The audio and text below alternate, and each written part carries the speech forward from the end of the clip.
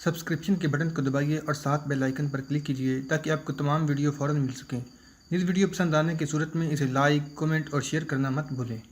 तुम्हें किसने बताया है कि हम मोहम्मद बिन कासिम के जानशीन हैं? दाऊद बिन नसर ने गरज कर कहा, हम इस खित्ते के फातेह हैं। तुम तारीख से बेखबर हो। तुम नहीं जानते कि हमारे दादा हमीद खान लोधी करामती ने यहाँ आकर मुल्तान की ईंट से ईंट बजा दी थी। फिर भी हम तुम्हें इजाज़त दे देते हैं कि इसे मोहम्मद बिन कासिम की फतूहात की आखिरी निशानी कहो। हम मुसलमान हैं, हमें गैर ना समझो, मगर हमारे दरबार के कुछ आदाब हैं। अगर इन आदाब का पाबंद न रह सकना गुनाह है तो मैं माफ़ी मांग लेता हूँ। आसिम उमर ने कहा, मैं इन आदाब से वाकिफ़ नहीं। क्या मैं तोहफे पेश करूँ? इजाज़त है। दरबार के बाहर आसिम उमर के साथ आए हुए 4 मुहाफिज खड़े थे। तोहफे उनके पास थे। आसिम उमर ने बाहर जाकर अपने मुहाफिजों से कहा कि वो तोहफे अंदर ले चलें। उनमें बेशकीमत हीरे भी थे और गजनी के इलाके की दिलकश और कीमती अशिया भी थीं। एक तलवार भी थी जिसके मतलब आसिम उमर ने दाऊद बिन नसर को बताया कि ये राजा जयपाल की तलवार है जो उसने आखिरी हमले की नाकामी के बाद सुल्तान महमूद गजनवी के कदमों में रखी और इल्तजा की थी कि उसे बख्श दिया जाए। वो आइंदा गजनी पर हमले की जरूरत नहीं करेगा। आसिम उमर ने आगे बढ़कर यह तलवार दाऊद बिन नसर के कदमों में रख दी। पैगाम क्या है? दाऊद बिन नसर ने पूछा। क्या मुझे तन्हाई में बात करने की इजाज़त नहीं दी जाएगी? आसिम उमर ने पूछा। दाऊद बिन नसर ने दरबारियों पर निगाह दौड़ाई तो तमाम दरबारी उठकर बाहर चले गए। सिर्फ वो लड़कियां रह गईं जो दाऊद बिन नसर के पीछे खड़ी मोर्चल हिला रही थीं। दाऊद के इशारे पर आसिम उमर उसके करीब चला गया और उसके इशारे पर वो तख्त के साथ वाली कुर्सी पर बैठ गया। हमें दरबार की इस शान शौकत को बरकरार रखना पड़ता है, दाऊद बिन नसर ने आम इंसानों के लहजे में कहा। यह हमारी मजबूरी है और आप ऐसे दरबारों से वाकिफ़ नहीं, ये आपकी मजबूरी है। क्या आप कोई तहरीरी पैगाम लाए हैं? रास्ते में दुश्मन के खतरे की वजह से सुल्तान ने तहरीरी पैगाम नहीं दिया। आसिम उमर ने कहा, मैं सालार हूँ। पैगाम चूँकि अस्करी नौयत का है इसलिए सुल्तान ने मुझे भेजा है। आपको मालूम है कि राजा जयपाल हमारी सल्तनत पर 3 हमले कर चुका है। हर बार उसे हथियार डालने पड़े और उसने तावान और अपनी जानबख्शी के एवज वादा किया कि वो आइंदा हमला नहीं करेगा। उसने हर बार वादा तोड़ा, आखिर उसे खुदकुशी करनी पड़ी। उसका बेटा अनंतपाल उसका जानशीन है। उसने तावान अदा करने से इनकार कर दिया है और अब सुल्तान को इत्तलाएं मिल रही हैं कि वो हमारे खिलाफ जंगी तैयारियों में मसरूफ़ है। दोनों लड़कियां दाऊद बिन नसर के पीछे खड़ी मोर्चल हिला रही थीं और वो आसिम उमर की बातें गौर से सुन रही थीं। आपको ये इल्म है कि अपनी सल्तनत को महफूज करने के लिए हमने लमगान और पेशावर पर कब्जा कर लिया है। माहिदे के मुताबिक पंजाब हमारी सल्तनत का हिस्सा बन चुका है और अनंतपाल और बाइना का राजा बजीराय हमारे बाजगुजार भी हैं और हमारे मुकर्रर किए हुए हाकिम भी। उनका कोई हुक्म और फरमान सुल्तान महमूद गजनबी की मोहर के बगैर नाफिजुल अमिल नहीं हो सकता। मगर दोनों इस माहिदे से मुनहरिफ हो गए हैं। सुल्तान ने फैसला किया है कि बेशतर इसके कि ये दोनों दूसरे राजाओं के साथ इत्तेहाद करके हम पर फौजकशी करें।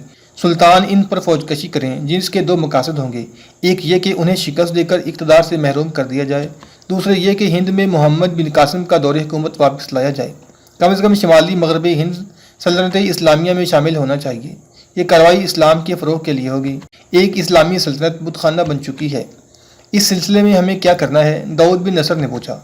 मैं चूँकि सलार हूँ इसलिए अस्करी रंग में बात करूँगा। आसिम उमर ने कहा, हमें अनंतपाल और बजीराय के इलाकों के दरमियान एक मुकाम की ज़रूरत है जिसे हम अपना अस्करी मस्तकर बनाएंगे।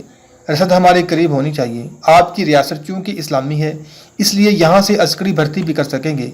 इससे आपको ये फ़ायदा होगा कि हमारी फ़ौजें आ जाने से हिंदू आपकी तरफ आंख उठाकर भी नहीं देख सकेंगे। हमें आपसे और आपको हमसे मदद मिलेगी। सुल्तान को आपकी तरफ से यकीन दिलाने की ज़रूरत है। आप हमें यकीन दिला दें कि जब हम पेशावर से मुल्तान की तरफ कूच करेंगे तो आप अपनी फ़ौज को इस मकसद के लिए तैयार रखेंगे कि अगर अनंतपाल या बजीराय ने हम पर रास्ते में हमला किया तो आप अकब या पहलुओं से उन पर हमला करके उलझा लेंगे। हम आपको अकेला नहीं छोड़ेंगे। अगर सुल्तान महमूद फौजकशी करना चाहते हैं तो करें, हम उन्हें रोक तो नहीं सकते। दाऊद बिन नसर ने कहा, मेरे पास इतनी फ़ौज नहीं कि मैं 2 राजाओं की फ़ौज का मुकाबला कर सकूं। अगर मैं आपका ये जवाब लेकर सुल्तान के पास गया तो वो मुतमिन नहीं होंगे। आसिम उमर ने कहा, मैं खुद भी आपके जवाब से मुतमिन नहीं हुआ। फ़ौज मेरी और मुझ जैसे सालारों की क़यादत में पेशकदमी करेगी। ख़तरों और मुश्किलात का जायज़ा हमें लेना है। मैं इधर आते हुए रास्ता और इर्द गिर्द की ज़मीनें देखता आया हूँ। मैं ख्योड़ा के चटानी इलाके से गुजर कर आया हूँ। मेरे लिए यही रास्ता महफूज था। फ़ौज को इस रास्ते से नहीं गुजारा जाएगा क्योंकि फ़ौज को रोकने के लिए ये इलाका तीरंदाजों के लिए निहायत अच्छा है। आपके करने का काम यह है कि आप अपने तीरंदाज पहले ही इस इलाके में भेज दें कि हमारी फ़ौज की पेशकदमी की हिफाजत करेंगे। अगर हमने ये इकदाम किया तो हमें अपने तीरंदाज अपनी रियासत से निकाल कर हिंदू राजाओं के इलाकों में भेजने पड़ेंगे। لمغان اور غزنی راجہ جیپال کے علاقے نہیں تھے، عاصم عمر نے کہا، اور لمغان اور ہند ہمارے علاقے نہیں ہیں، مگر جیپال نے ہمارے علاقے پر فوج کشی کی اور ہم ان علاقوں پر فوج کشی کر رہے ہیں۔ یہ نہ بھولیں کہ جن علاقوں پر یہ راجے قابض ہیں یہ سلطنت اسلامیہ کے علاقے ہیں، اگر نہ ہوں تو بھی ہمیں ان علاقوں کو اسلام کے پرچم تلے لانا ہے۔ داؤد بن نصر گہری سوچ میں کھو گیا، کچھ دیر بعد بولا، آپ کے سلطان کا مطالبہ ایسا نہیں کہ اسے فوراً تسلیم کر لیا جائے، ہمیں جنگی نوعیت کا اقدام کرنا ہے، اس کے لیے ہمیں گہری سوچ بچار کرنی پڑے گی اور اپنے مشیروں سے مشورہ لینا ہوگا۔ آپ کو 3-4 دن رکنا پڑے گا۔ کیا میں امید رکھوں کہ مجھے اطمینان بخش جواب ملے گا؟ امید رکھنے میں کوئی حرج نہیں، داؤد بن نصر نے کہا، آپ ملتان کی سیر کریں، شہر کی دیواریں دیکھیں، اس کے برج دیکھیں، شاید آپ شہر کے دفاع کے لیے کوئی بہتر مشورہ دے سکیں گے۔ آپ ہمارے شاہی مہمان ہیں، آج رات آپ کے اعزاز میں جشن منایا جائے گا اور بہت بڑی ضیافت ہوگی۔ ضیافت اتنی بڑی تھی جو عاصم عمر دیکھ کر بھی تصور میں نہیں لا سکتا تھا۔ محل کی باغ میں جشن اور ضیافت کا اہتمام کیا گیا تھا۔ اوپر جو شامیانے اور ارد گرد جو کناتیں لگائی گئی تھیں وہ یوں لگتا تھا جیسے سونے اور چاندی کے تاروں سے تیار کی گئی ہوں۔ شامیانوں کے ساتھ جو فانوس لٹک رہے تھے ان کی روشنیوں کے کئی رنگ تھے۔ روشن رنگ شامیانوں اور کناتوں کے چمکتے ستاروں سے منعکس ہو کر ماحول کو طلسماتی بنا رہے تھے۔ کالے رنگ کے چہرے بھی گورے لگتے تھے۔ عاصم عمر پر ایسی کیفیت طاری ہونے لگی جیسے وہ کوسے قضا پر خراما خراما چلا جا رہا ہو۔ طاؤس اور طبلے کی ہلکی پھلکی سرتال اور ایک نوجوان لڑکی یوں رقص کر رہی تھی جیسے کوئی حسین ناگن بل کھا رہی ہو۔ اس کے کندھے اور بازو اریاں، ڈھکے ہوئے سینے کے نیچے پیٹ کا خاصا حصہ اریاں تھا۔ ناف کے نیچے سے ٹخنوں تک اس کا جو لباس تھا وہ ریشم کی رنگ برنگی رسیاں تھیں جو لٹک رہی تھیں۔ سر کے بال کھلے اور بکھرے ہوئے تھے۔ وہ جب رقص کی اداؤں سے بل کھاتی تھی تو اس کی کبھی ایک کبھی دوسری ٹانگ ریشم کی رسیوں میں سے ٹخنے سے لے کر کولے تک اریاں ہو جاتی تھی۔ اس کے جسم کا قدرتی رنگ گورا ہوگا لیکن روشنیوں کے رنگوں نے مل جل کر اسے ایسا رنگ دے رکھا تھا جو دیکھنے والوں کو مسحور کر رہا تھا۔ یہ رقاصہ تماشائیوں پر سحر طاری کرتی ہوئی یوں نظروں سے اوجھل ہو گئی جیسے جل پری نیلے شفاف سمندروں میں تیرتے تیرتے لہروں کے جلترنگ میں تحلیل ہو گئی۔ ایسی ہی ایک اور جل پری موسیقی کی لہروں پر تیرتی آئی اور پہلی سے زیادہ کیف پیدا کرنے لگی۔ عاصم عمر داؤد بن نصر سے دور بیٹھا تھا۔ وہاں سینکڑوں مہمان تھے۔ سب کو معلوم تھا کہ یہ ضیافت سلطان محمود غزنوی کے ایلچی کے اعزاز میں دی گئی ہے، لیکن کسی کو کسی کا ہوش نہیں تھا کہ کون کہاں ہے۔ سب کی نظریں ان نوجوان لڑکیوں پر جمی ہوئی تھیں جن کے جسم سرتال پر تھرک رہے تھے۔ عاصم عمر نے تو جیسے میدان جنگ میں آنکھیں کھولی تھیں۔ 20-22 سال سے وہ تھرکتے اور تڑپتے جسم دیکھ رہا تھا، لیکن وہ جسم نوجوان رقاصہ لڑکیوں کے نہیں، زخموں سے کٹے پھٹے سپاہیوں اور کمانداروں کے تھے جو تپتی ہوئی زمین پر، پتھروں پر اور ریت پر تھرکتے، تڑپتے اور ہمیشہ کے لیے بے حس ہو جاتے تھے۔ یہ سپاہی اس کے اپنے بھی تھے، اس کے دشمن کے بھی۔ اس نے گھوڑوں، ہاتھیوں اور رتھوں تلے آ کر مرنے والے سپاہیوں کو بھی تڑپتے اور مرتے دیکھا تھا۔ ان جسموں کا رنگ ایک ہی ہوتا تھا، لال سرخ۔ مرتے وقت دوست اور دشمن اسی ایک رنگ میں رنگے جاتے تھے۔ اس ماحول پر روشنیوں کے رنگ نہیں، ایک ہی رنگ کی گرد چھائی رہتی تھی۔ عاصم عمر کو خاک و خون کے اسی ایک رنگ اور اس میں رنگے ہوئے ایک ہی جیسے ماحول سے پیار ہو گیا تھا۔ اسے میدان جنگ کی ہولناکی اور ہیبت سے بھی پیار ہو گیا تھا۔ اس نے اپنے سلطان کا جو دربار دیکھا تھا وہ بھی اسی رنگ کا تھا۔ دربار میں اس کے چہرے پر جو گرد کی تہ جمی ہوئی تھی ویسی ہی تہ اس کے سلطان پر جمی ہوئی تھی۔ اس دربار میں موت کے سائے رقص کرتے تھے۔ داؤد بن نصر کے جشن میں روشنیوں کے رنگوں اور ان رنگوں سے زیادہ حسین جسموں کو موسیقی کی لہروں پر بلکاتے اور تیرتے دیکھا تو اس کے سینے کا سپاہی مدہوش ہونے لگا۔ اس سے میدان جنگ کے تصور سے گھن آنے لگی، اسے خون کی بدبو سے نفرت ہونے لگی۔ داؤد بن نصر کے طلسم و شربہ میں اسے محسوس ہوا جیسے وہ پے در پہ مارکوں سے تھک کر شل ہو چکا ہو، عرب و رکاب میں پاؤں جمانے اور گھوڑے پر سوار ہونے کے بھی قابل نہ رہا ہو۔ اس کی جو قوت تھی وہ کمزوری بن گئی۔ 2 لڑکیاں رقص کر کے جا چکی تھیں اور اب 13-14 سال کی عمر کے لڑکے جو لڑکیوں سے زیادہ خوبصورت اور دلکش تھے جذبات میں ہلچل بپا کرنے والا رقص کر رہے تھے۔ ہر لڑکے کے صرف کولے، رنگدار اور چمکدار ریشمی کپڑے سے ڈھکے ہوئے تھے۔ موسیقی میں عربی رنگ بھی تھا۔ عاصم عمر ان لڑکوں میں کھویا ہوا تھا کہ عطر اور حسن کا ایک بگولا اس کے سامنے آ رکا۔ اس نے چونک کر اوپر دیکھا، رقاصہ لڑکیوں جیسی ایک لڑکی اس کے سامنے کھڑی تھی۔ اس کے ہونٹوں پر جو مسکراہٹ تھی وہ عاصم عمر نے کبھی نہیں دیکھی تھی۔ لڑکی نے چاندی کی تشتری اٹھا رکھی تھی، اس پر ایک صراحی اور پیالہ تھا۔ یہ شاید شراب ہے، عاصم عمر نے گھبرا کر کہا۔ میں شراب نہیں پیتا، مسلمان ہوں۔ شراب نہیں، لڑکی نے کہا، شربت ہے۔ لڑکی نے عاصم کے سامنے رکھی ہوئی تپائی پر تشتری رکھ کر صراحی سے پیالہ بھر دیا۔ عاصم عمر نے ڈرتے ڈرتے پیالہ اٹھایا اور ہونٹوں سے لگا لیا۔ ایک ہی گھونٹ نے اس کی آنکھیں کھول دیں۔ اس نے لڑکی کی طرف دیکھا جیسے اس سے پوچھنا چاہتا ہو کہ یہ جنت کی نہر کا پانی تو نہیں۔ لڑکی کے ہونٹوں کے تبسم نے ایک طاقتور سالار کی قوت گویائی جیسے سلب کر لی ہو۔ اتنے میں ایک نوعمر لڑکا جو اس لڑکی کی طرح دل نشین تھا ایک بڑی تشتری اٹھائے ہوئے آیا۔ اس میں چھوٹے بڑے سالم پرندے رکھے تھے जो रोस्ट किए हुए थे उनसे भाप उठ रही थी। उसने इधर उधर देखा। मेहमानों के आगे ऐसे ही परिंदे और प्याले रखे जा रहे थे। लड़की और लड़का चले गए। आसिम ने प्याला होंठों से लगा लिया। फिर उसने एक परिंदा उठाया और फिर उसे यूं कैफ आने लगा जैसे वो परिंदों की तरह उड़ रहा हो, नीचे आकर फूलों का रस चूस रहा हो। लड़की कई बार आई, लड़का भी आया। वो उसके आगे कुछ रख भी देते थे और कुछ उठा भी लेते थे। उसको कुछ नहीं पता चल रहा था कि वो क्या कुछ और कितना कुछ खा चुका है और कितना शरबत पी गया है। यही लड़की उसे उस कमरे में ले गई जो उसके लिए तैयार किया गया था। खुशबू, सजावट और मसहरी ने जैसे उसे धकेल कर पीछे कर दिया हो। वह अपने आप को इस कमरे और इस मसहरी के काबिल नहीं समझ रहा था। उसके कदम रुकने लगे। लड़की ने उसका हाथ थाम लिया और पलंग पर बिठा दिया। फिर उसकी पगड़ी उतार कर परे रख दी। ये शरबत नहीं, शराब थी। आसिम उमर ने कहा। हम सब मुसलमान हैं। लड़की ने कहा। यहाँ वो शराब नहीं आ सकती जो काफिर पिया करते हैं।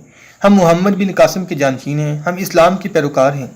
लड़की ने सराही में से प्याला भरा और उसके हाथ में दे दिया। वो पीने लगा। जब उसने प्याला रख दिया तो लड़की ने उसके दोनों गाल अपने हाथों में थाम कर आंखें उसकी आंखों में डाल दी। यही जिंदगी है, लड़की ने ख्वाबनाक आवाज में कहा। यही इस्लाम है। कोई सजा नहीं, कोई जजा नहीं। आसिम उमर की आंखों के आगे इस लड़की की आंखें और मुस्कुराहट फैलती चली गई। इसका चेहरा धुंधला गया। आसिम उमर का जहन उसके काबू से निकल गया था। उसके जहन ने कबूल कर लिया था कि यही जिंदगी और यही इस्लाम है। वो भूल गया कि वो कौन है और यहाँ क्यों आया था। एक नीम मरियां और हसीन लड़की की गर्म सांसों ने ईमान की शमा गुल कर दी। शाम को जब मेहमान जश्न और ज़ियाफत के लिए आ रहे थे, महल के एक कमरे में उन दो में से एक लड़की जो दिन को दाऊद बिन नसर के पीछे खड़ी मोरचल हिला रही थी, एक आदमी को बता रही थी कि गजनी का एलची दाऊद बिन नसर के लिए क्या पैगाम लाया है। और जब रक़स के दौरान एक लड़की ने आसिम उमर को शरबत पेश किया था, उस वक़्त वो आदमी दाऊद बिन नसर के पास बैठा था जिसे लड़की ने आसिम उमर का पैगाम सुनाया था। आपको सुल्तान महमूद से डरने की ज़रूरत ही क्या है? इस आदमी ने कहा। कि आपको अभी तक यकीन नहीं आया कि महाराज आनंदपाल और महाराज बजीराय आपकी रियासत की हिफाजत की जिम्मेदारी अपने सर दे चुके हैं। मैं इन दोनों की नुमाइंदगी के लिए आपके यहाँ मुकीम हूँ। सुल्तान महमूद को आपके साथ कोई दिलचस्पी नहीं। वो अपनी सल्तनत की तोसी कर रहा है। इसके लिए हिंदू और मुसलमान एक हैं। क्या आपको मेरी वफादारी पर शक है? दाऊद बिन नसर ने पूछा। आप देख नहीं रहे कि मैंने इस्लाम की रूह मार दी है और मुसलमानों के दिलों से सदा और जज़ा का तसव्वुर ख़त्म कर दिया है। आपसे किसने कहा है कि मैं सुल्तान महमूद का मुतालबा पूरा कर रहा हूँ? वो देखें मैंने उसके लिए क्या इंतज़ाम कर दिया है। इस लड़की को हमने इंसानों को मशहूर करने और उन्हें अपना मज़हब और अपना नाम भी फरामोश करा देने के लिए तैयार कर रखा है। यही काफ़ी नहीं, इस आदमी ने कहा। जिस तरह ये एलची सलार है, इसी तरह मैं भी ऊंचे रुतबे का फौजी हूँ। मैं आपको जंगी मशवरा दूंगा। मुझे यकीन है कि आप सुल्तान महमूद को पसंद नहीं करते। आप ये भी चाहते हैं कि सुल्तान महमूद को दूर ही दूर तबाह कर दिया जाए। उसके लिए आप इस आदमी को तैयार कर सकते हैं। उसे कहें कि सुल्तान महमूद अपनी फ़ौज मुल्तान ले आए और आप रास्ते में उसकी हिफाजत का इंतज़ाम कर देंगे। मैं आपको वो रास्ता बताऊंगा जिससे वो फ़ौज लाए। मैं इंतज़ाम कर दूंगा कि आनंदपाल की फ़ौज उसे रास्ते में बेखबरी में तबाह कर दे। मैंने एलची का जहन साफ करने का बंदोबस्त कर दिया है। दाऊद बिन नसर ने कहा। वो देखो, उसने एक प्याला खाली कर दिया है। वो शरबत समझ कर पी गया है। कोई कसर रह गई तो ये लड़की पूरी कर देगी। आसिम उमर के चारों मुहाफिज दाऊद बिन नसर के मुहाफिजों के साथ खाना खा रहे थे। उन्हें मालूम नहीं था कि उनका सरदार जीते जी बहशत में दाखिल हो गया है और उसे मालूम नहीं कि ये एक रात की बहशत है। सुबह तलू हुई तो अलल सुबह जाग उठने वाला आसिम उमर अभी गहरी नींद सोया हुआ था। सूरज ऊपर उठाया तो उसकी आंख खुल गई। वो घबरा कर उठ बैठा। उसका दिमाग वापस आ रहा था। रात वाली लड़की कमरे में दाखिल हुई। उसके हाथ में तश्तरी थी। तुमने रात मुझे गुनाहगार कर दिया है, आसिम उमर ने घबराहट के आले में पूछा। मैं यहाँ किसी और काम के लिए आया था। लड़की ने तश्तरी उसके आगे रखकर एक प्याला उसके हाथ में दिया जिसमें दूध था। उसने प्याला रख दिया और बोला, मैं तुम्हारे हाथ से कुछ भी कबूल नहीं करूँगा। मुझे बताओ रात मुझे क्या हुआ था? तुम जहन्नम से जन्नत में आए हो। उसे एक आवाज़ सुनाई दी। उसने उधर देखा। एक लंबा तड़ंगा सफ़ेद रिच बुजुर्ग खड़ा था। उसके सफ़ेदी माइल चेहरे पर बुढ़ापे की गहरी लकीरें थीं। वो सर से पांव तक एक सफ़ेद लबादे में मलबूस था। उसकी दाढ़ी दूध की तरह सफ़ेद और लंबी थी। उसके हाथ में असा था। वो दबे पांव कमरे में दाखिल हुआ था। तुम्हें गुनाहों से डराने वाले खुद गुनाहगार हैं, सफ़ेद रीछ ने कहा। ये तुम्हारे बादशाह और तुम्हारे सुल्तान हैं। तुम मैदान जंग के खून खराबे के इतने आदी हो चुके हो कि ये आसाइश तुम्हें गुनाह की तरह बुरी लगती है। ये आसाइशें तुम्हारा हक है जो तुमसे छीन लिया गया है। तुमसे जंगें लड़ाई जाती हैं और तुम्हें यकीन दिलाया जाता है कि तुम लड़ते हुए मारे गए तो सीधे बहशत में जाओगे, मगर तुम्हें यह बताने वाला कोई नहीं कि बहशत इसी दुनिया में है। तुम्हारे बादशाह और सुल्तान तुम्हें इसलिए लड़ाते हैं कि वो ज़िंदगी की बहशत में महफूज रह सकें। तुम्हें किसने बताया है कि इस्लाम ने ऐश व इशरत को गुनाह कहा है? سفید ریش کے بولنے کے انداز اور لب و لہجے میں ایسا تاثر تھا کہ عاصم عمر پر خود سپردگی کی وہی کیفیت طاری ہو گئی جو رات لڑکی کو دیکھ کر طاری ہوئی تھی۔ یہ دراصل انسانی فطرت کی کمزوریاں تھیں جو مجسم گناہ کو دیکھ کر اس کے اندر بیدار ہو گئی تھیں۔ سفید ریش بزرگ اسے جو کہہ رہا تھا وہ وہی کچھ سننا چاہتا تھا۔ اس سے گناہ کے لیے جواز کی ضرورت تھی جو وہ بوڑھا پوری کر رہا تھا۔ یہ اسی انتظام کے تحت ہو رہا تھا جس کا ذکر داؤد بن نصر نے اپنے ایک ہندو مہمان کے ساتھ کیا تھا۔ عاصم عمر سالاری کے رتبے کا آدمی تھا۔ اسی ایک آدمی کے ذہن اور دل پر قبضہ کر لینے سے سلطان محمود غزنوی کی فوج کے چوتھائی حصے سے آسانی سے ہتھیار ڈلوائے جا سکتے تھے۔ عاصم عمر اس جال میں آ چکا تھا۔ اسے داؤد بن نصر کا پیغام ملا کہ آج اسے ملتان کی سیر کرائی جائے گی۔ اس کے لیے داؤد کی ذاتی بگی آ گئی جس کے آگے اعلیٰ نسل کے 4 گھوڑے جوتے ہوئے تھے۔ 7 زرق برق لباس میں داؤد کے اپنے محافظ تھے۔ جہاں اسے سیر کے لیے لے جایا گیا وہ دریا کے کنارے بڑی خوشنما جگہ تھی۔ عاصم عمر اپنے آپ کو بادشاہوں کے درجے کا آدمی سمجھنے لگا۔ اس کے اپنے جو 4 محافظ تھے ان کے متعلق اس نے پوچھا ہی نہیں کہ کہاں ہیں۔ انہیں بھی دربار سے اطلاع دی گئی کہ آج ان کا سیر کا دن ہے، وہ جہاں چاہے جا سکتے ہیں۔ چنانچہ وہ شہر میں چلے گئے تھے۔ وہ ایک درویش صورت انسان تھا، لباس سے بھی درویش ہی لگتا تھا۔ سلیقے سے تراشی ہوئی داڑھی اور چہرے کے نور سے عالم فاضل لگتا تھا۔ ایک پختہ مکان کے دروازے میں داخل ہوتے رک گیا۔ اسے 4 لمبے تڑنگے عسکری آتے نظر آئے جن کا لباس بتا رہا تھا کہ مسلمان ہیں اور اجنبی ہیں۔ وہ ملتان کے تو لگتے ہی نہ تھے، وہ ہندوستان کے کسی خطے کے بھی نہیں تھے۔ درویش ان کے راستے میں رک گیا۔ غزنی، درویش نے مسکرا کر کہا۔ چاروں رک گئے اور مسکرانے لگے۔ کیا آپ لوگ تھوڑی دیر کے لیے میرے گھر میں آنا پسند کریں گے؟ درویش نے فارسی زبان میں کہا۔ مجھے میزبانی کا شرف بخشیں۔ اپنی زبان سن کر چاروں درویش کے ساتھ اندر چلے گئے۔ خاطر تواضع کے دوران محافظوں نے درویش کو بتایا کہ وہ سالار عاصم عمر کے ساتھ آئے ہیں جو داؤد بن نصر کے لیے سلطان محمود کا پیغام لایا ہے۔ عاصم عمر اس وقت کہاں ہے؟ درویش نے پوچھا۔ ہم نے انہیں شاہی بگی پر سیر کو جاتے ہوئے دیکھا تھا، ایک محافظ نے جواب دیا۔ میں عاصم عمر سے ملنا چاہتا تھا، درویش نے کہا، لیکن مجھے بتایا گیا ہے کہ وہ شاید اپنے محافظوں سے بھی نہیں مل سکے گا۔ کیوں؟ ایک محافظ نے حیران ہو کر پوچھا۔ یہاں ایسا خطرہ تو نہیں کہ اسے قید میں ڈال دیا گیا ہو؟ راجا جیپال نے ایک بار ہمارے 2 ایلچیوں اور ان کے محافظوں کو لاہور میں قید میں ڈال دیا تھا۔ وہ قید میں ہی بھوکے پیاسے مر گئے تھے۔ وہ قید اچھی ہے جس میں انسان اذیت، بھوک اور پیاس سے مر جاتا ہے، درویش نے کہا، مگر جن زنجیروں میں آپ کے سالار عاصم عمر کو باندھا گیا ہے وہ بہت بری ہیں۔ اس قید میں انسان تو زندہ رہتا ہے، اس کا ایمان اور اس کا مذہب مر جاتا ہے، وہ سپاہی نہیں رہتا۔ یہ ان حسین اور بے حجاب لڑکیوں کے گیسوں اور ان کے نازک اور بل کھاتے جسموں کی زنجیریں ہیں جنہیں محل میں اسی مقصد کے لیے پالا جاتا ہے۔ وہ جب رات ضیافت میں گیا تھا تو آپ نے اسے وہاں دیکھا تھا؟